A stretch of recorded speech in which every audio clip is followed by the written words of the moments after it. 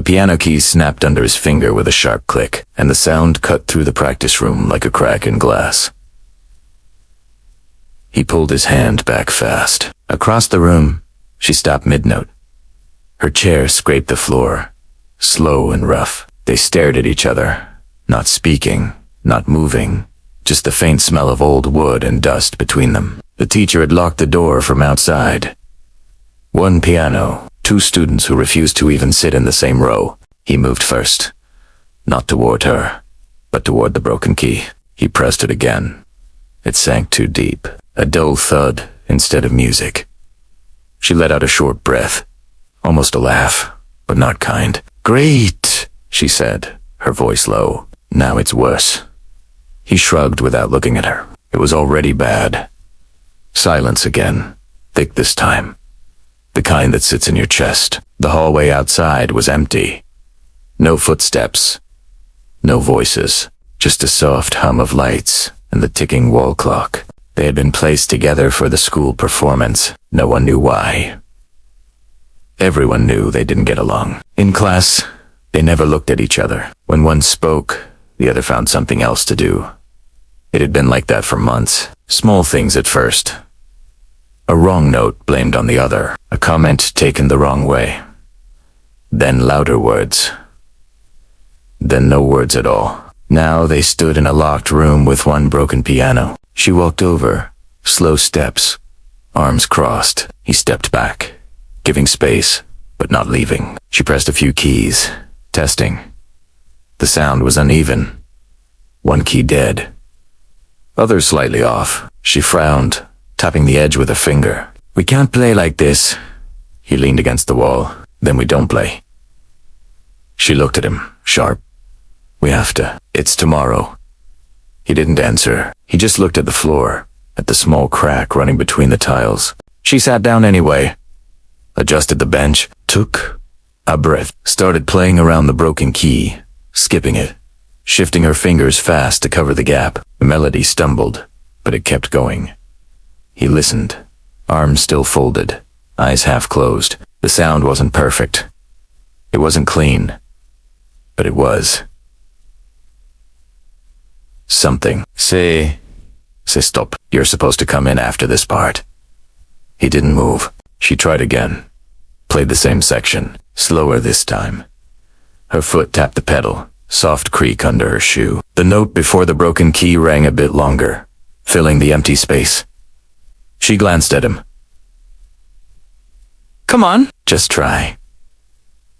He pushed off the wall, walked over, sat at the other side of the bench, but far enough that their arms wouldn't touch. His fingers hovered over the keys. He pressed one. Then another. Testing, like she did. The piano felt rough under his hands, slightly sticky, a thin layer of dust clinging to the edges. They started together, but it didn't work. He came in too early. She stopped. He sighed. They tried again. And again, small mistakes, tiny corrections. No smiles, no apologies, just short words. "Too fast. You're late. Skip that note." "I know." Minutes passed. Maybe more. The light outside the small window shifted a little. The air grew warmer. At one point, her sleeve brushed his arm. Both of them froze for a second, then kept playing. Something began to change, but it was quiet. Not big, not obvious. He started watching her hands instead of the keys. She started listening for his part, adjusting her timing just a little. The broken key was still there, still silent, but they found ways around it. She played softer before his part. He came in smoother after hers. Their breathing, at some point, lined up without them noticing. They reached the middle of the piece, the hardest part. Fast notes, crossovers, tight timing. They failed twice. On the third try, he slowed just a fraction. She followed. Their fingers moved faster now, closer, sometimes almost touching, but never quite. The sound filled the small room, Unaben, but alive. Then she missed a note. Stopped. Closed her eyes. Pressed her lips together. He didn't stop this time. He kept playing his part. Slower, softer, like he was leaving space for her to come back in. She opened her eyes, watched his hands, and joined again. The melody came back together, fragile but steady. They didn't say anything after that. They just played, from the start, all the way through. The broken key stayed silent every time they passed it, but somehow, it didn't feel empty anymore. When they finished, their hands stayed on the keys for a moment. The last note faded into the quiet room. The clock kept ticking. She looked at him. Not sharp this time. Just looking. Enoded once small. Careful. Outside, someone tried the door handle. It didn't open. They looked back at the piano and started again. The next day, the stage lights were too bright. The kind that makes your eyes water if you stare too long. The audience filled the hall with a low murmur. Programs rustled. Chairs creaked. Somewhere in the back, someone coughed. They walked on stage together, side by side, not touching, but not far apart either. The same piano stood in the center. The same broken key. Still there. Still waiting. A teacher leaned in and whispered, "Just do your best, sat down." Adjusted the bench. Took their places. For a second, neither of them moved. The room felt big. Too big. But then he tapped the first note. Soft. Steady. She followed right after. The music started simple. Clear. Their hands moved with a rhythm they had built in that small locked room. The audience grew quiet, listening. When they reached the broken key, they didn't hesitate. She shifted. Just like before. He filled the space. Just like before. No panic. No pause. Just a small, practiced adjustment that most people wouldn't even notice. Their shoulders almost touched during the faster parts. Their timing stayed tight. When one slowed, the other followed. When one pushed forward, the other trusted and moved with it. There were still tiny flaws. A note slightly too soft, a finger landing just a bit late. But it didn't break the piece. It made it feel real. Halfway through, he glanced at her. Just for a second. She didn't look back, but her playing changed. Softer on the next line, like she had heard something unspoken. They finished together, both hands landing on the final chord at the same time. Clean. Full. Strong. For a moment, no one clapped. Not because it was bad, but because it needed a second to settle. Then the applause came, growing fast, filling the hall. They stood up, took a small bow. Still not touching. Still not smiling wide. But something had shifted. Backstage, other students talked, laughed, moved around them. Someone said, "That was really good." Another said, "I didn't know you two could play like that." They didn't answer right away. She finally spoke, quiet. "You kept the tempo. Better this time." He nodded. "You covered the gap." A small pause. "Yeah," she said. "We both did." They didn't become best friends after that. They didn't suddenly forget everything from before, but they practiced together again. Not because they had to, because it worked. Weeks later, the broken key was fixed. The piano sounded whole again, but they still played like it was there, still leaving space for each other, still listening a little closer. Their story never made big news. No headlines, no viral clips. But in that school, people remembered. It became one of those true life stories teachers would quietly mention. A small example of how two people, stuck in the same place, found a way through. It turned into one of those inspirational stories students told each other before performances. A reminder that not every emotional story needs perfect people or perfect instruments. Sometimes, real-life stories are just two students, one broken piano, and a choice to try again. And in that choice, there are hidden talent stories, courage stories, and resilience stories woven together. Small, but real. The kind that grow into personal growth stories over time. Because not all uplifting journeys start with friendship. Some start with silence. and a single note that refuses to sound. And still, somehow, the music finds a way. Backstage, the noise slowly faded as people moved on to the next performance. The curtain closed with a soft, heavy slide. The bright lights were gone now, replaced by dim yellow bulbs and the faint smell of dust and fabric. He stood near the wall, flexing his fingers, like he wasn't sure what to do with them yet. She sat on a wooden bench, leaning forward, elbows on her knees, staring at the floor. For a while, neither of them spoke. A teacher walked past and gave them a quick nod. "Good job," she said, already moving on. A few students glanced their way, whispering, then disappearing into the hallway. The moment was already slipping away from everyone else, but not from them. She finally looked up. "That part, near the end," she said, her voice low, almost careful. He slowed it down. He nodded, eyes on his hands. "You were rushing?" "I know," she said, a small breath leaving her. "I didn't even notice until you did that." Another pause, not heavy like before, just quiet. He leaned back against the wall. "I almost messed up the start." "You didn't," she replied quickly, then looked away, like Sayadin. T meant to say it so fast. He gave a small shrug. Still, she tapped her fingers lightly against her knee, thinking, "It sounded different today," she said after a moment. "Not like practice." He glanced at her. "Better or worse?" She hesitated. "More real." He didn't answer right away. The words stayed in the air between them. From the stage, faint music drifted through the curtain. Another group had started their piece. The notes were clean, perfect, practiced again and again. No broken keys. No gaps. She listened for a second, then looked back at him. "We should go check the piano," she said, "before someone else uses it."